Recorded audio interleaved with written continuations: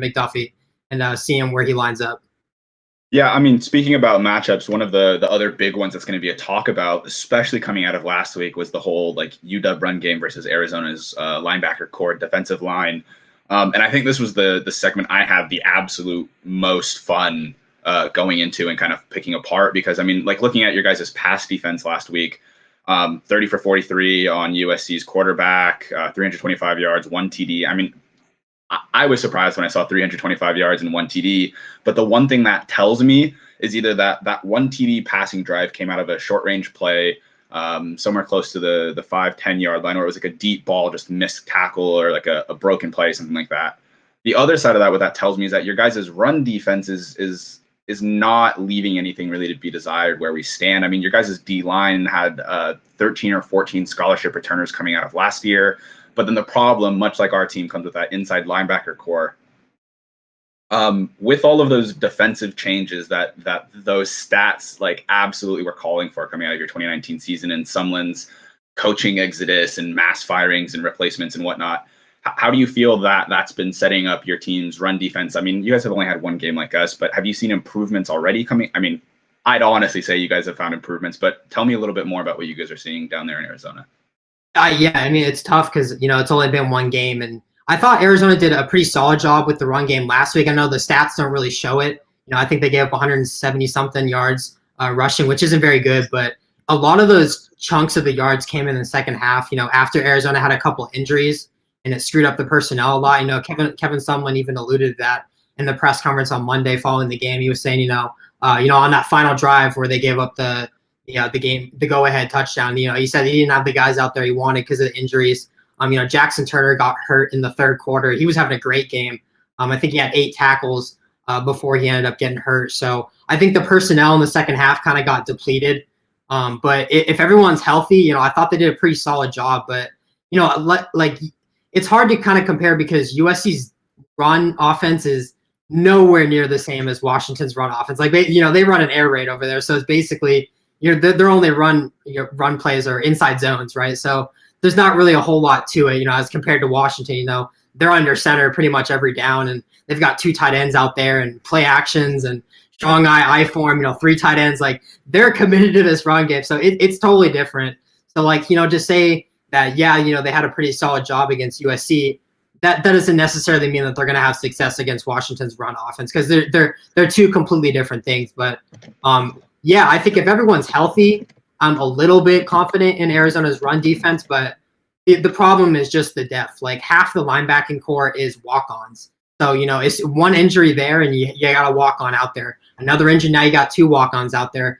And on that final drive, we had a handful of walk-ons out there on that final drive. So it's just kind of tough. I think this team has a couple of really good players, but if that, they start to get depleted and one guy gets hurt, I think that's when they start to get in trouble, because Arizona, I think, only has like 7 or 8 linebackers on the roster, and half of them are walk-ons. So the depth is certainly not there, but I thought they did an all right job. I really liked what I saw from Aaron Blackwell and Roy Lopez last week, the 2 interior nose tackles. I think they did a good job with the run defense. No sacks, though. We didn't see any. We had a couple of QB pressures I saw, but no real sacks. So that's kind of another thing that worries me, is that there was no sort of elite pass rush that we saw last week. But I don't know. We'll see. Yeah, I mean, normally this is the point after I'm not even gonna say it, like you weren't defending their offense or defense or attacking it anyway, but this is the point normally where I feel like I should be smack talking about our run game. But to be completely honest, like when fans just have zero clue what our head coach is putting in for next week, like it's really hard to talk smack. Like I don't know if we're going to be running and rushing and putting that forward, and like we utilized 9 rushers over 49 attempts for almost 270 yards ish last week. I think personally that was because it was Morris's first game. It was super rainy. I mean, like you guys have heard of Seattle. I'm from Seattle. I know how terrible the weather here can be, and the rain's like no joke when you're trying to catch a football. So like, again, normally this is where I talk smack, but not knowing what our coach wants to do tomorrow when we play you guys makes it really hard, because I could talk for 20, 30 minutes, the whole episode, about our run game and Pleasance and all of our guys. And then I just don't want to do that if Lake is going to come up on Saturday and rush 5 times over the full course of the game. Like what am I supposed to do there? I don't think he'll do that. I don't know if you saw his press conference, but he was wearing that hat that said "Run the damn ball," and he was talking about he's never going to be an air raid. So I think they want to run the ball, but yeah, you never know. He was talking about he wanted to stay versatile or whatever, but and yeah, you're totally right. It's always kind of tough to talk about a game, but you have no idea what's actually going to come out of it. Yeah, I think the funniest part about that too, though, is coming out of the Chris Peterson era, where like he's almost known for his air raid, and he's almost known for like the amount of trick plays he'll throw at other teams. And so seeing him wear that hat and like talk nonstop about run game, I'm like, okay, yeah, he's gonna run it like 2 times next week. Like that's what he said. He wanted us to be a surprise around the league or something crazy like that.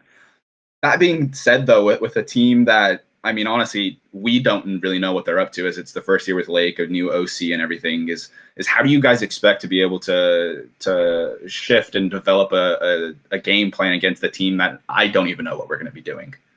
Yeah, it's certainly tough, but I don't know. I think you have to go into this mindset of stopping the run game, because I think Arizona's key to winning this game is if they shut down the run game. I think they got a real good shot at this one.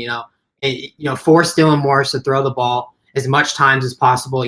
Whether he's experienced or not. Really prove to us. Like if Arizona loses this game because Dylan Morris just goes off and throws for 400 yards, so be it, right? But if Arizona loses this game because they just got the ball ran all over them and they gave up 200 plus rushing yards, that's not that's a bad loss. Like you can accept an inexperienced quarterback just like going off against you, like, oh yeah, he beat us, but when you're going into this game with somewhat of an expectation of they're going to run the ball, that has to be emphasis number one, is stopping the run game, because then you force them to be more one-dimensional and not so much because if their run game gets going, who knows what they're going to do, because now they can run play action, they can keep running the ball, they can pass it, they can do whatever they want with a good run game. So if you take away that element, I think Arizona has a good shot at this one. I think that has to be the game plan going into this week, is stop the run game.